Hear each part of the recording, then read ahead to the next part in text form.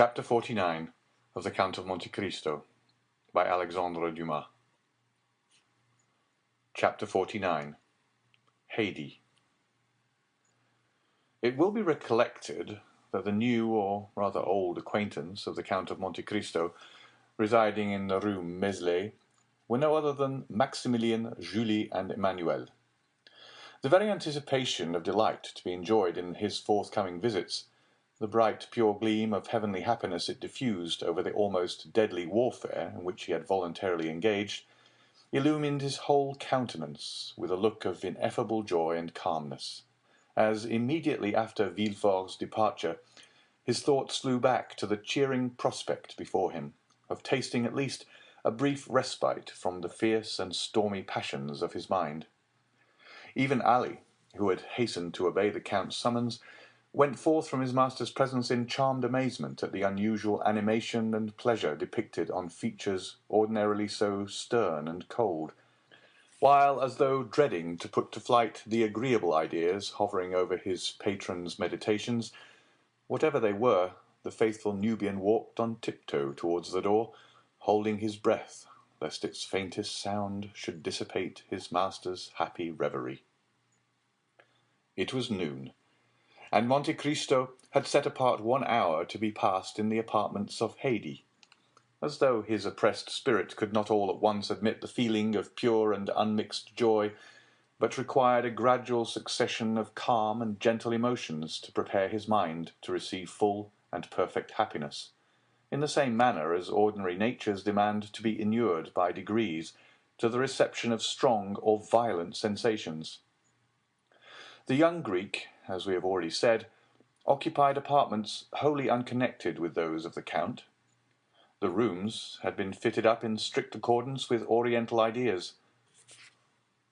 The floors were covered with the richest carpets Turkey could produce. The walls hung with brocaded silk of the most magnificent designs and texture, while around each chamber luxurious divans were placed, with piles of soft and yielding cushions, that needed only to be arranged at the pleasure or convenience of such as sought repose. Haydée and 3 French maids, and one who was a Greek, the first remained constantly in a small waiting-room, ready to obey the summons of a small golden bell, or to receive the orders of the Romaic slave who knew just enough French to be able to transmit her mistress's wishes to the 3 other waiting women. The latter had received most peremptory instructions from Monte Cristo to treat Haydée with all the deference they would observe to a queen. The young girl herself generally passed her time in the chamber at the farther end of her apartments. This was a sort of boudoir, circular, and lighted only from the roof, which consisted of rose-coloured glass.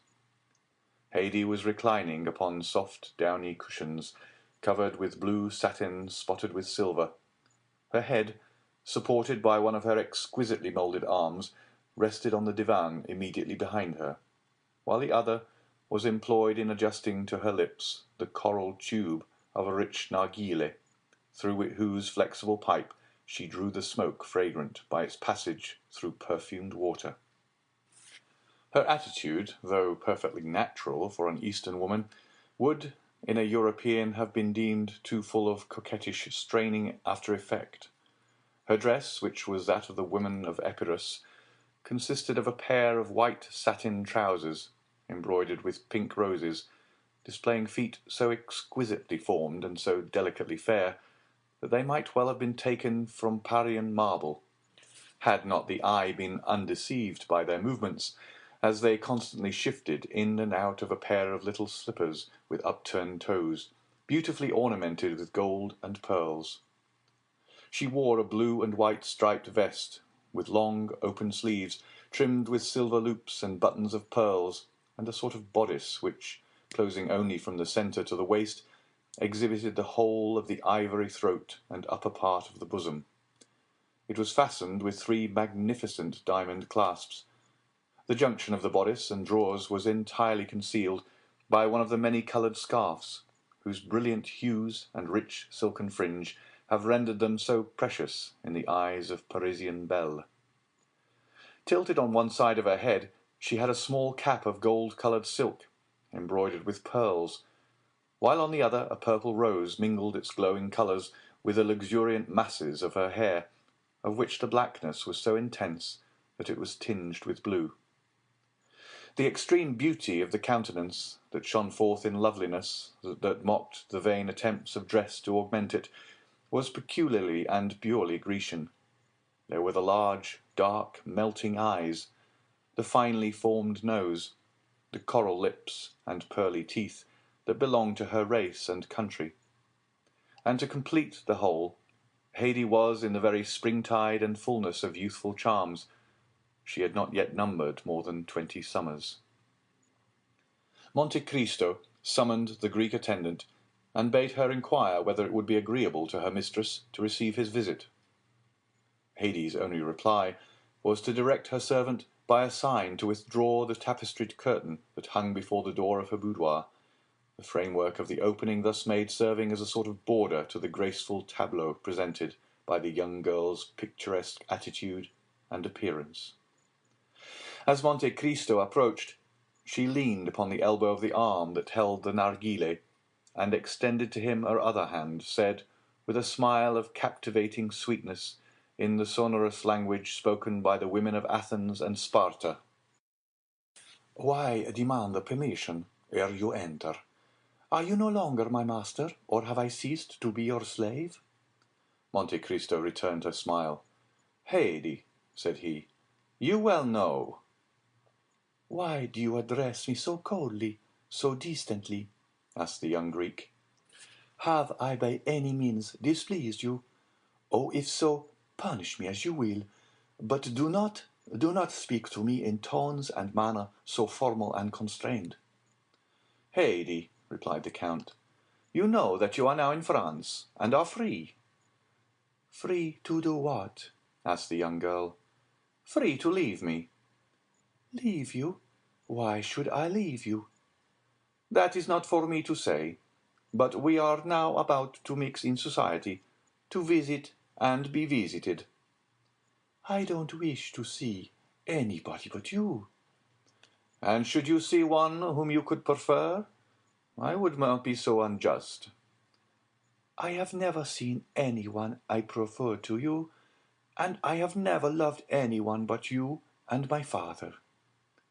"My poor child," replied Monte Cristo, "that is merely because your father and myself are the only men you have ever talked to." "I don't want anybody else to talk to me. My father said I was his joy. You style me your love, and both of you have called me my child." "Do you remember your father, Haydée?" The young Greek smiled. "He is here and here," said she, touching her eyes and her heart. "And where am I?" inquired Monte Cristo laughingly. "You," cried she with tones of thrilling tenderness, "you are everywhere." Monte Cristo took the delicate hand of the young girl in his, and was about to raise it to his lips when the simple child of nature hastily withdrew it, and presented her cheek. "You now understand, Haydée," said the Count, "that from this moment you are absolutely free, that here you exercise unlimited away, and are at liberty to lay aside or continue the costume of your country, as it may suit your inclination. Within this mansion you are absolute mistress of your actions, and may go abroad or remain in your apartments as may seem most agreeable to you. A carriage awaits your orders, and Ali and Mirtho will accompany you wheresoever you desire to go. There is but one favour I could entreat of you." "Speak." "Guard carefully the secret of your birth. Make no allusion to the past, nor upon any occasion be induced to pronounce the names of your illustrious father or ill-fated mother." "I have already told you, my lord, that I shall see no one."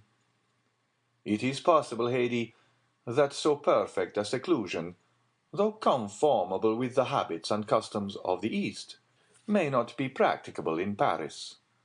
Endeavour, then, to accustom yourself to our manner of living in these northern climes, as you did to those of Rome, Florence, Milan, and Madrid. It may be useful to you one of these days, whether you remain here or return to the east."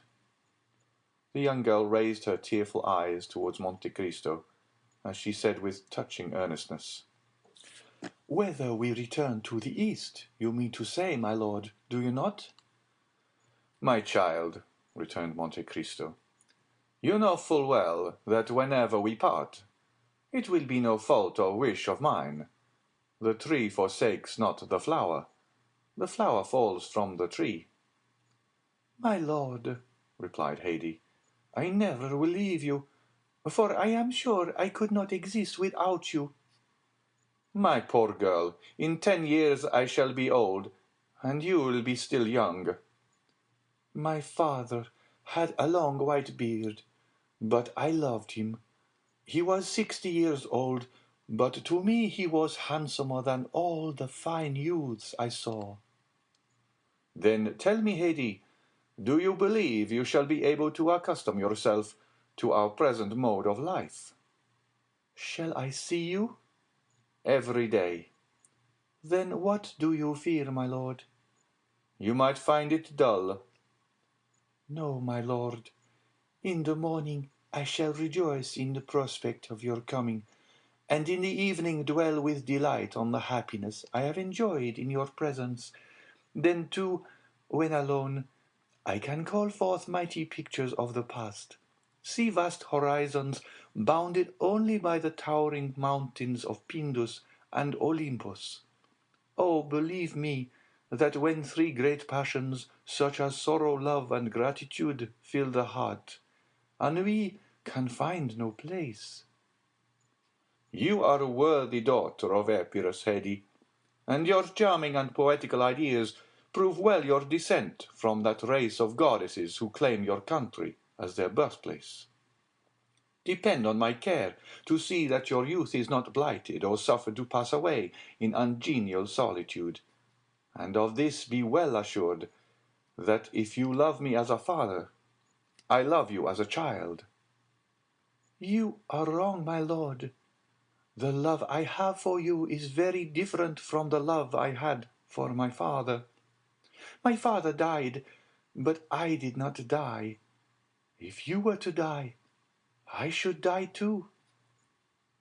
The Count, with a smile of profound tenderness, extended his hand, and she carried it to her lips. Monte Cristo, thus attuned to the interview he proposed to hold with Morrel and his family, departed murmuring, as he went, these lines of Pindar: "Youth is a flower of which love is the fruit. Happy is he who, after having watched its silent growth, is permitted to gather and call it his own." The carriage was prepared according to orders, and stepping lightly into it, the Count drove off at his usual rapid pace. End of chapter 49.